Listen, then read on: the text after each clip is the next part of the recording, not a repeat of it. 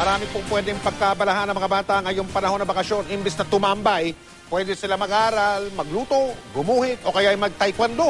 Nakatutok sila, Yalvi. Hot prawn salad, chow mein, tinola, cookies, popsicle.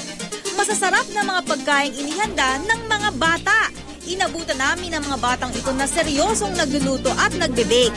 Gusto raw nilang maging masarap ang kanilang niluluto para kina mommy at daddy.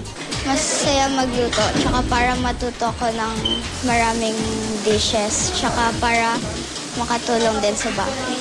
Simula 4 years old, pwede na raw mag-enroll sa cooking class. Nadidevelop din daw ang pagka-entrepreneur ng mga bata dahil naibibenta nila ang mga pagkain kanilang inihahanda. It's a life skill So, maski na they don't have any plans to become a chef or open a restaurant, all your life you can use yung cooking. Sa art classes naman, bukod sa pagiging malikhain, natututo rin ng mga bata na ilabas ang kanilang mga ideya. Kabilang ang drawing, painting at paggawa ng sculpture sa mga lesson. Pwedeng i-enroll ang mga bata simula 2 years old.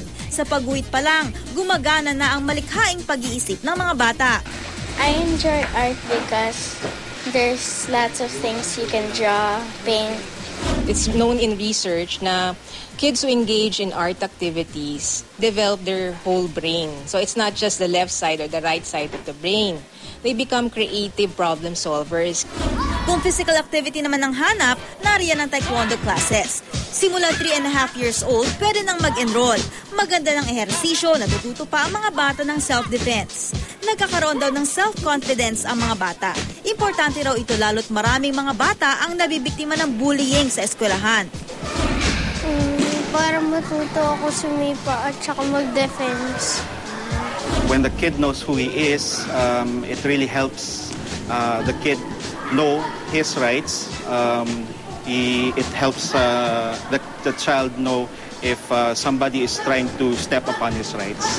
Mula 3,500 hanggang mahigit 7,000 pesos ang fee para sa cooking art at taekwondo classes. Leigh Alves, Nakatutok, 24 Oras.